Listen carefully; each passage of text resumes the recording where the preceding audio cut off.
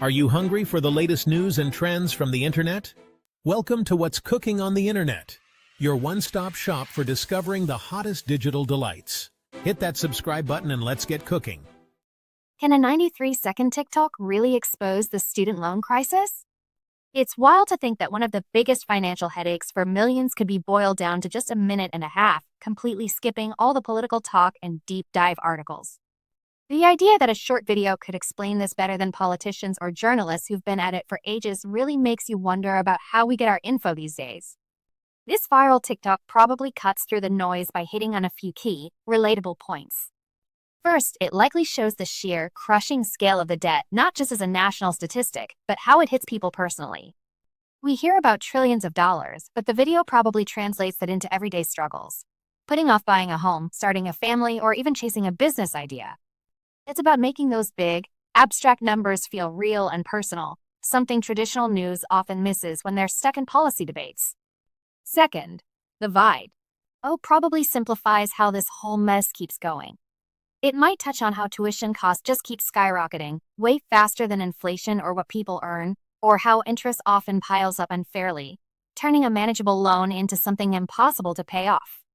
It's not about blaming people for wanting an education, but showing how the system itself has turned a path to opportunity into a financial trap for so many.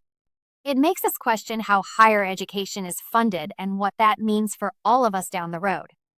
Finally, the TikTok probably gets across that trapped feelings so many borrowers share. It might show how limited bankruptcy options and endless interest create a cycle that feels impossible to escape, no matter how hard you try to pay it back. This side of things often gets lost when people talk about economic stats or new laws, but it's a huge emotional and financial reality for millions of us. The success of such a brief video says a lot about how we get our info. Essay days with so much info out there, short, real, and direct messages often hit harder than long analyses or political speeches. Maybe the TikTok works because it skips the jargon and political games that often hide the real problems, giving a raw, unfiltered look that connects directly with people who are actually dealing with it. It also makes you wonder about financial literacy. If a 93-second video can explain what years of policy debates haven't, what does that say about how we're learning about crucial economic stuff? At the end of the day, it's pretty telling that a short social media video can be seen as a better way to explain a complex national crisis.